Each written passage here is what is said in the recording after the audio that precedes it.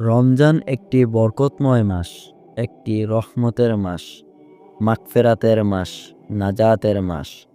এই মাসে মহান আল্লাহর অশেষ রহমত বর্ষিত হয়, গুনাহ মাফ করা হয়, জান্নাতের দরজাগুলো খুলে দেওয়া হয়, আর জাহান্নামের দরজাগুলো বন্ধ করে দেওয়া হয়।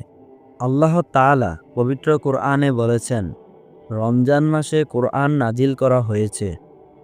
সেখানে মানুষের জন্য হেদায়াত এবং সঠিক পথ, সত্য মিথ্যার পার্থক্যের কথা বলা হয়েছে। এই মাসেই মহান আল্লাহ তাআলা আমাদের জন্য সবচেয়ে বড় নিয়ামত আল কোরআন নাজিল করেছেন। তাই এই মাসে কোরআন তেলাওয়াতের বিশেষ ফজিলত রয়েছে। রাসূল সাল্লাল্লাহু আলাইহি সাল্লাম বলেছেন, যে ব্যক্তি ঈমান ও নেক আমলের নিয়তে রমজানের রোজা রাখে, তার পূর্বের সকল গুনাহ মাফ করে দেওয়া হয়। সুবহানাল্লাহ।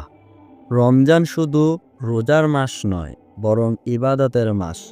তারাবি, তাহাজ্জুদ, দান সদকা, দোয়া, ইস্তেগফার এসবের মাধ্যমে আল্লাহর নৈকট্য অর্জনের শ্রেষ্ঠ সুযোগ এই মাস। রমজানের শেষ দশকে রয়েছে লাইলাতুল কদরের রাত, যা হাজার মাসের চেয়ে উত্তম। এই রাতে আল্লাহর বিশেষ রহমত বর্ষিত হয়। রমজানের শেষে আসে ঈদুল ফিতর, খুশির দিন। কিন্তু আসল খুশি সেই ব্যক্তির জন্য যে এই মাসের সঠিক হক আদায় করতে পেরেছে এবং আল্লাহর রহমত লাভ করেছে। হে আল্লাহ, আমাদের সবাইকে রমজানের ফজিলত অর্জনের তৌফিক দিন। আমাদের গুনাহ মাফ করুন এবং জান্নাতের পথে চলার তৌফিক দান করুন। আমিন।